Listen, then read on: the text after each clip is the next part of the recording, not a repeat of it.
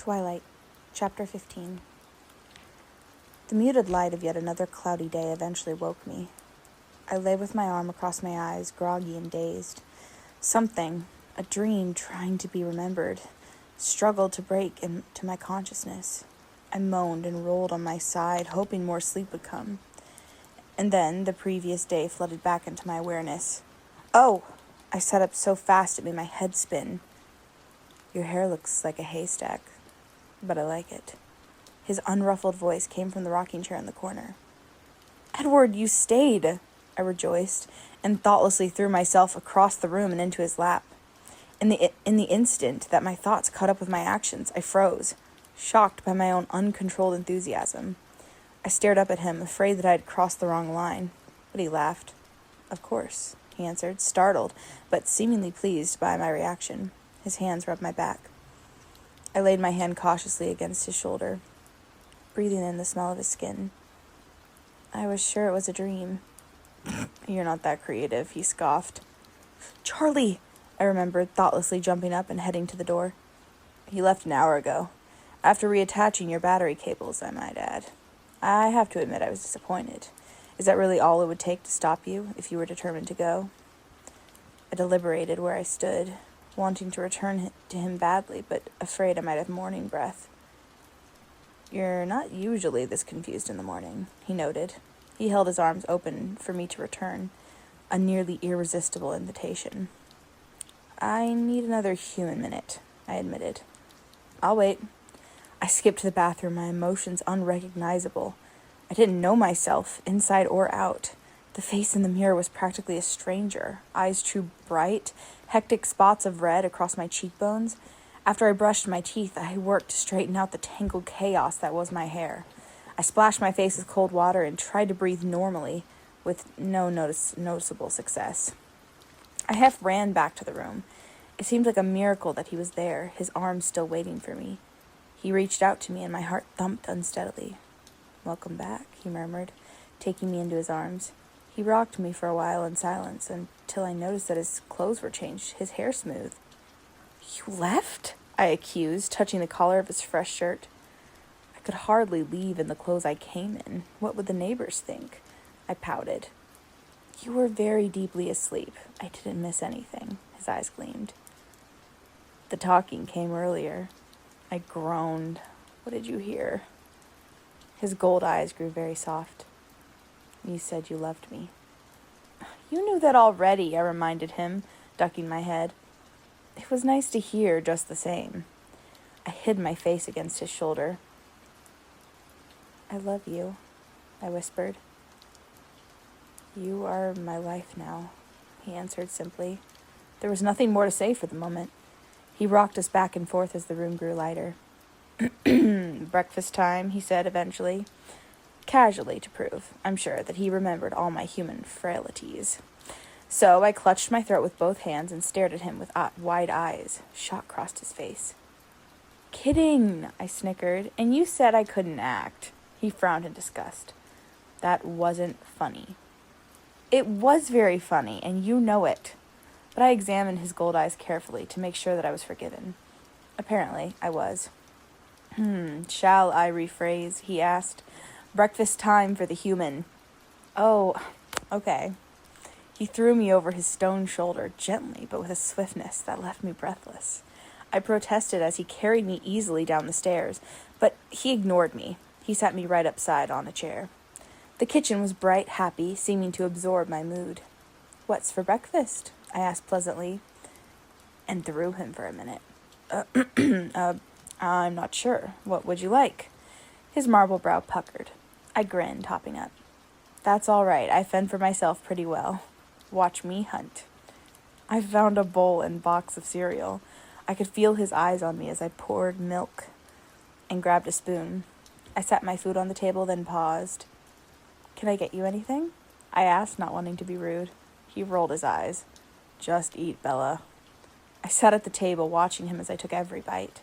He was gazing at me, studying my every movement. It made me self-conscious. I cleared my mouth to speak, to distract him.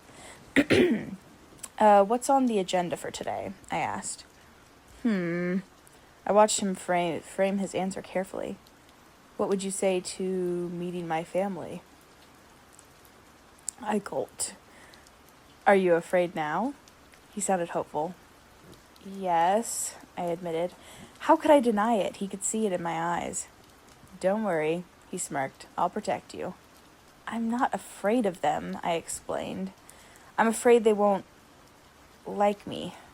Won't they be, well, surprised that you would bring someone like me home to meet them? Do they know that I know about them? Oh, they already know everything. They'd taken bets yesterday, you know. He smiled, but his voice was harsh. On whether I'd bring you back. Though why anyone would bet against Alice, I can't imagine. At any rate, we don't have secrets in the family. It's not really feasible. What with my mind reading and Alice seeing the future and all that. And Jasper making you feel all warm and fuzzy about spilling your guts. Don't forget that. You paid attention, he smiled approvingly. I've been known to do that every now and then, I grimaced. So, did Alice see me coming? His reaction was strange. Something like that, he said uncomfortably, turning away so I couldn't see his eyes. I stared at him curiously. Is that any good? He asked, turning back to me abruptly and eyeing my breakfast with a teasing look on his face. Honestly, it doesn't look very appetizing. Well, no, it's no irritable grizzly, I murmured, ignoring him when he glowered. I was still wondering why he responded that way when I mentioned Alice. I hurried through my cereal, speculating. He stood in the middle of the kitchen, the statue of Adonis again, staring abstractedly out the back windows. Then his eyes were back on me and he smiled, his heartbreaking smile. And you should introduce me to your father, too, I think. He already knows you, I reminded him. As your boyfriend, I mean. I stared at him with suspicion. Why? Isn't that customary? He asked innocently. I don't know, I admitted. My dating history gave me a few reference points to work with. Not that any normal rules of dating applied here. That's not necessary, you know. I don't expect you to... you don't have to pretend for me. His smile was patient. I'm not pretending. I pushed the remains of my cereal around the edges of the bowl, biting my lip. Are you going to tell Charlie I'm your boyfriend or not? He demanded. Is that what you are? I suppressed my internal cringing at the thought of Edward and Charlie and the word boyfriend all in the same room at the same time. It's a loose interpretation of the word boy, I'll admit. I was under the impression that you were something more, actually, I confessed, looking at the table. Well, I don't know if we need to give him all the gory details. He reached across the table to lift my chin with a cold, gentle finger. But he will need some explanation for why I'm around here so much. I don't want Chief Swan getting a restraining order put on me. Will you be? I asked, suddenly anxious. Will you really be here? As long as you want me, he assured me. I'll always want you, I warned him. Forever. He walked slowly around the table and, pausing a few feet away, he reached out to touch his fingertips to my cheek. His expression was unfathomable. Does that make you sad? I asked.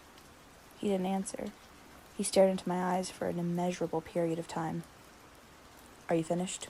He finally asked. I jumped up. Yes. Get dressed. I'll wait here. It was hard to decide what to wear. I doubted there was any etiquette books detailing how to dress when your vampire sweetheart takes you home to meet his vampire family. It was a relief to think the word to myself. I knew I shied away from it intentionally. I ended up in my only skirt. Long, khaki-colored, still casual. I put on the dark blue blouse he'd once complimented. A quick glance in the mirror told me my hair was entirely impossible, so I pulled it back into a ponytail. Okay, I bounced down the stairs. I'm decent. He was waiting at the foot of the stairs, closer than I thought, and I bounded right into him. He steadied me, holding me a careful distance away for a few seconds before suddenly pulling me closer. Wrong again, he murmured in my ear.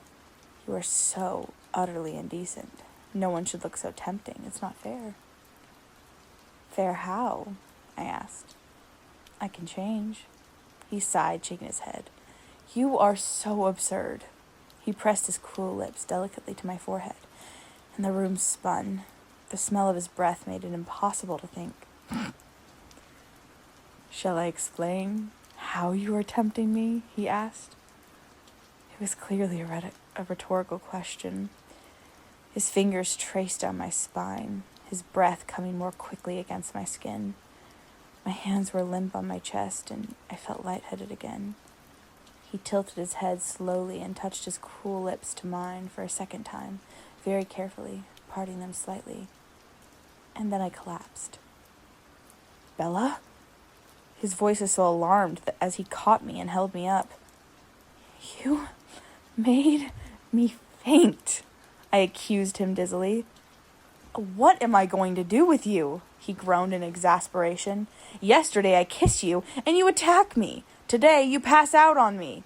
I laughed weakly, letting his arm support me while my head spun. "So much for being good at everything," he sighed. "That's the problem." I was still dizzy. "You're too good. Far, far too good." "Do you feel sick?" he asked. He'd seen me like this before. "No, that wasn't the same kind of fainting at all. I don't know what happened." I shook my head apologetically. "I think I forgot to breathe." "I can't take you anywhere like this." "I'm fine," I insisted. "Your family is going to think I'm insane anyway. What's the difference?" He measured my expression for a moment. "I'm very partial to that color with your skin," he offered unexpectedly. I flushed with pleasure and looked away. "Look, I'm really trying hard not to think about what I'm about to do, so can we go already?" I asked. "And you're worried, not because you're headed to meet a house full of vampires, but because you think those vampires won't approve of you, correct?" That's right," I answered immediately, hiding my surprise at his casual use of the word. He shook his head. "You're incredible." I realized as he drove my truck out of the main part of town, I had no idea where he lived. We passed over the bridge at Kalawo River, the road winding northward, the houses flashing past us, growing farther apart, getting bigger. And then we were past the other houses altogether, driving through misty forest.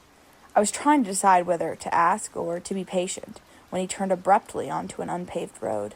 It was unmarked, barely visible among the ferns. The forest encroached on both sides, leaving the road ahead only discernible for a few meters as it twisted, serpent-like, around ancient trees. And then, after a few miles, there was some thinning of the woods, and we were suddenly in a small meadow, or was it actually a lawn? The gloom of the forest didn't relent, though, for there were 6 primordial cedars that shaded an entire acre with their vast sweep of branches. The trees held their protecting shadow right up to the walls of the house that rose among them, making obsolete the deep porch that wrapped around its first story. I don't know what I had expected, but it definitely wasn't this. The house was timeless, graceful, and probably 100 years old. It was painted a soft, faded white, 3 stories tall, rectangular, and well-proportioned. The windows and doors were either part of the original structure or a perfect restoration. My truck was the only car in sight. I could hear the river close by, hidden in the obscurity of the forest. "Wow. You like it?" he smiled. "It has a certain charm." He pulled the end of my ponytail and chuckled. "Ready?" he asked, opening my door. "Not even a little bit. Let's go." I tried to laugh, but it seemed to get stuck in my throat. I smoothed my hair nervously. "You look lovely." He took my hand easily, without thinking about it. We walked through the deep shade up to the porch. I knew he could feel my tension. His thumb rubbed soothing circles into the back of my hand. He opened the door for me. The inside was even more surprising, less predictable than the exterior. It was very bright, very open, and very large. This must have originally been several rooms, but the walls had been removed from the most of the first floor to create one wide space. The back, south-facing wall had been entirely replaced with glass, and beyond the shade of the cedars, the lawn stretched bare to the wide river. A massive curving staircase dominated the west side of the room. The walls, the high-beamed ceilings, the wooden floors, and the thick carpets were all varying shades of white. Waiting to greet us, standing just to the left of the door on the raised portion of the floor by a spectacular grand piano, were Edward's parents. I'd seen Dr. Cullen before, of course, yet I couldn't help but be struck again by his youth, his outrageous perfection. At his side was Esme, I assumed, the only one of the family I'd never seen before. She had the same pale, beautiful features as the rest of them. Something about her heart-shaped face, her billows of soft, caramel-colored hair, reminded me of the ingenues of the silent movie era. She was small, slender, yet less angular, more rounded than the others. They were both dressed casually, in light colors that matched the inside of the house. They smiled and welcomed, but made no move to approach us. Trying not to frighten me, I guess. "Carlisle, Esme," Edward's voice broke the short silence. "This is Bella." "You're very welcome, Bella." Carlisle's step was measured, careful as he approached me. He raised his hand tentatively, and I stepped forward to shake hands with him. "It's nice to see you again, Dr. Cullen." "Please, call me Carlisle." "Carlisle," I grinned at him, my sudden confidence surprising me. I could feel Edward's relief at my side. Esme smiled and stepped forward as well, reaching for my hand. Her cold stone grasp was just as I expected. "It's very nice to know you," she said sincerely. "Thank you. I'm glad to meet you too." And I was. It was like meeting a fairy tale. Snow White in the flesh. "Where are Alice and Jasper?" Edward asked, but no one answered, as they had just appeared at the top of the wide staircase. "Hey, Edward!" Alice called enthusiastically. She ran down the stairs, a streak of black hair and white skin, coming to a sudden and graceful stop in front of me. Carlisle and Esme shot warning glances at her, but I liked it. It was natural. For her, anyway. "Hi, Bella," Alice said, and she bounced forward to kiss my cheek. If Carlisle and Esme had looked cautious before, they now looked staggered. There was shock in my eyes, too, but I was also very pleased that she seemed to approve of me so entirely. I was startled to feel Edward stiffen at my side. I glanced at his face, but his expression was unreadable. "You do smell nice. I never noticed before," she commented, to my extreme embarrassment. No one else seemed to know what to say, and then Jasper was there, tall and leonine. A feeling of ease spread throughout me, and I was suddenly comfortable, despite where I was. Edward stared at Jasper, raising one eyebrow, and I remembered what Jasper could do.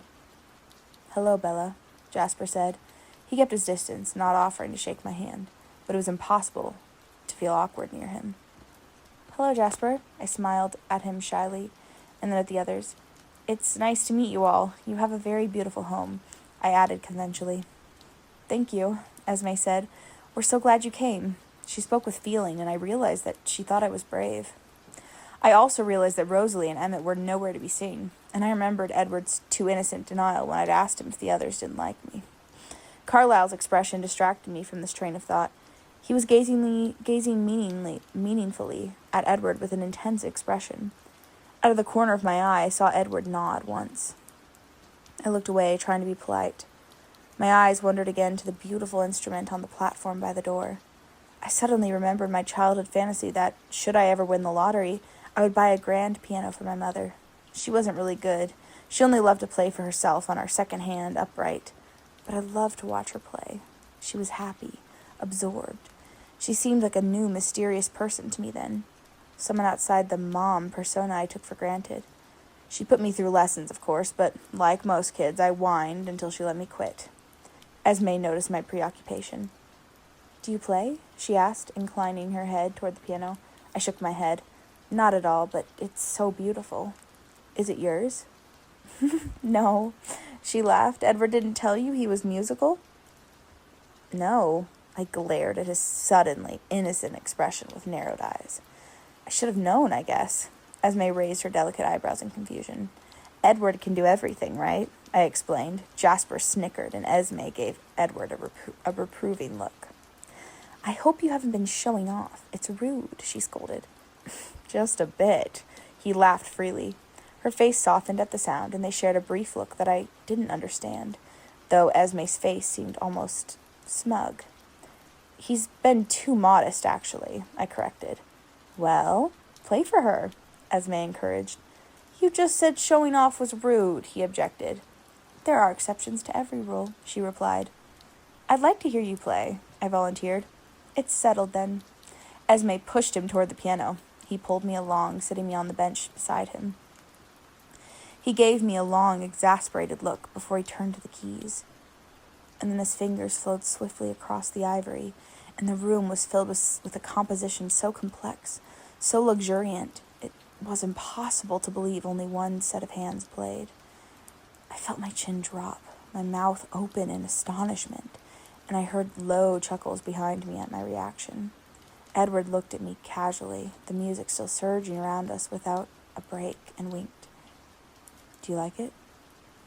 "You wrote this?" I gasped, understanding. He nodded. "It's Esme's favorite." I closed my eyes, shaking my head. "What's wrong?" "I'm feeling extremely insignificant." The music slowed, transforming into something softer, and to my surprise I detected the melody of his lullaby weaving through the profusion of the notes.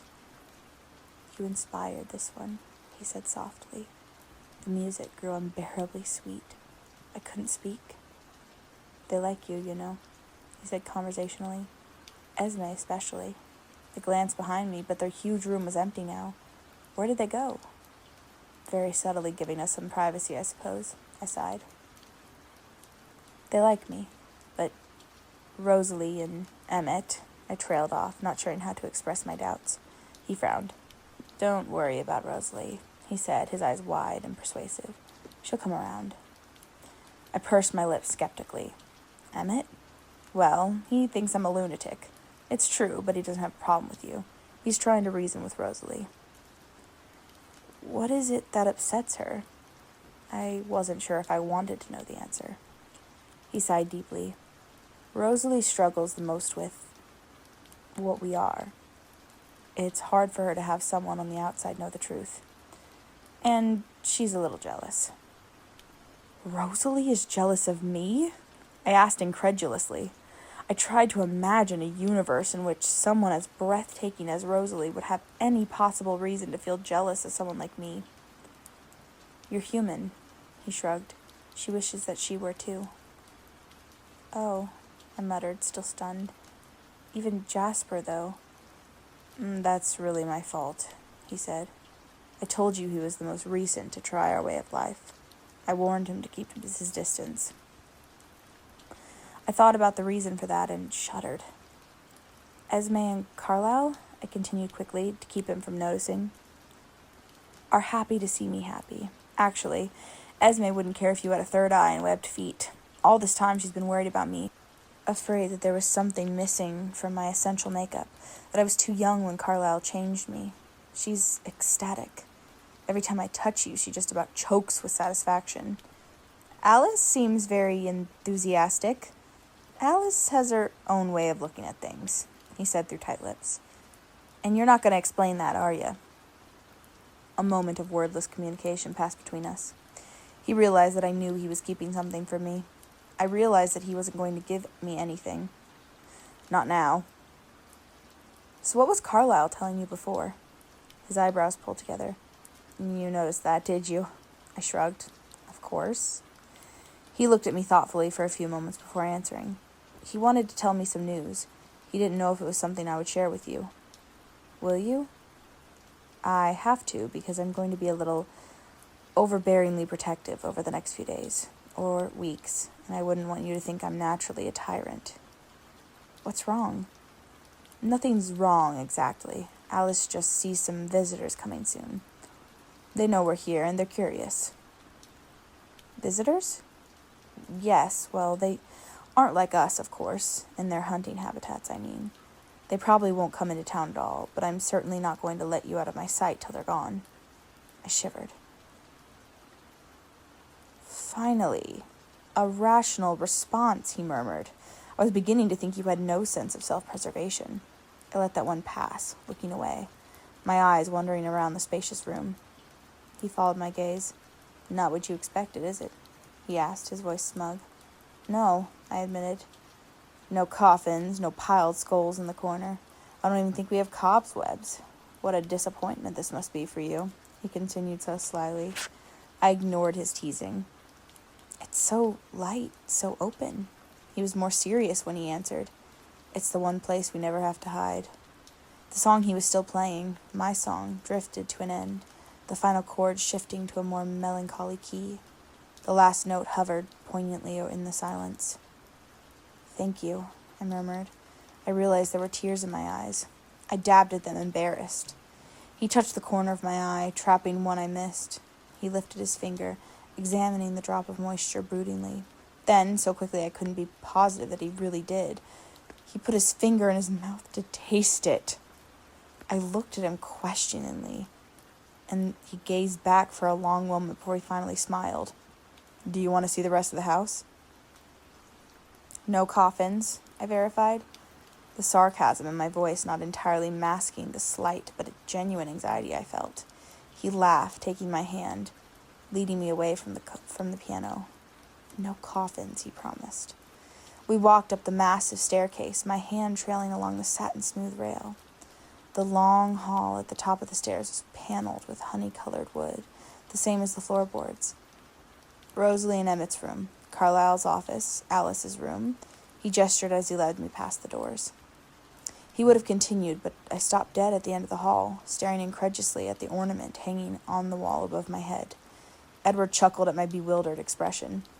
You can laugh, he asked. It's sort of ironic. I didn't laugh. My hand raised automatically, one finger extended as if to touch the large wooden cross. Its dark patina contrasting with the lighter tone of the wall. I didn't touch it, though I was curious if the aged wood would feel as silky as it looked. It must be very old, I guessed. He shrugged. Early 1630s, more or less. I looked away from the cross to stare at him. Why do you keep this here? I wondered. Nostalgia. It belonged to Carlisle's father. He collected antiques? I suggested doubtfully. No, he carved this himself. It hung on the wall above the pulpit in the vicarage where he preached. I wasn't sure if my face betrayed my shock, but I returned to gazing at the simple ancient cross, just in case. I quickly did the mental mouth. The cross was over 370 years old. The silence stretched on as I struggled to wrap my mind around the concept of so many years. Are you all right? He sounded worried. How old is Carlisle? I asked quietly, ignoring his question, still staring up. He just celebrated his 362nd birthday, Edward said. I looked back at him, a million questions in my eyes. He watched me carefully as he spoke. Carlisle was born in London, in the 1640s, he believes. Time wasn't marked as accurately then, for the common people anyway. It was just Cromwell's rule, though. I kept my face composed, aware of his scrutiny as I listened. It was easier if I didn't try to believe. He was the son of an Anglican pastor. His mother died giving birth to him. His father was an intolerant man. As the Protestants came into power, he was enthusiastic in his persecution of the Roman Catholics and other religions. He also believed very strongly in the reality of evil. He led hunts for witches, werewolves, and vampires. I grew very still at the word. I'm sure he noticed, but he went on without pausing. They burned a lot of innocent people. Of course, the real creatures that he sought were not so easy to catch. When the pastor grew old, he placed his obedient son in charge of the raids. At first, Carlisle was a disappointment. He was not quick to accuse, to see demons where they did not exist. But he was persistent and more clever than his father. He actually discovered a coven of true vampires that lived hidden in the sewers of the city, only coming out at night to hunt. In those days, when monsters were not just myths and legends, that was the way many lived. The people gathered their pitchforks and torches, of course. His brief laugh was darker now, and waited where Carlisle had seen monsters exit into the street. Eventually one emerged. His voice was very quiet, and I strained to catch the words. He must have been ancient and weak with hunger. Carlisle heard him call out in Latin to the others when he caught the scent of the mob. He ran through the streets, and Carlisle, he was 23 and very fast, was in lead of the pursuit. The creature could not have easily outrun them, but Carlisle thinks he was too hungry, so he turned and attacked. He fell on Carlisle first, and the others were close behind, and he turned to defend himself. He killed 2 men, and made off with the third, leaving Carlisle to bleed in the street. He paused. I could sense he was editing something, keeping something from me. Carlisle knew what his father would do. The bodies would be burned. Anything infected by the monster must be destroyed. Carlisle acted instinctively to save his own life. He crawled away from the alley while the mob followed the fiend and the victim. He hid in the cellar, buried himself in rotting potatoes for 3 days. It's a miracle he was able to keep silent, to stay undiscovered. It was over then. and he realized what he had become. I'm not sure what my face was revealing, but he suddenly broke off. "How are you feeling?" he asked. "I'm fine," I assured him, and though I bit my lip in hesitation, he must have seen the curiosity burning in my eyes. He smiled. "I expect you have a few more questions for me." "A few?" His smile widened over his brilliant teeth. He started back down the hall, pulling me along by the hand. "Come on, then," he encouraged. "I'll show you."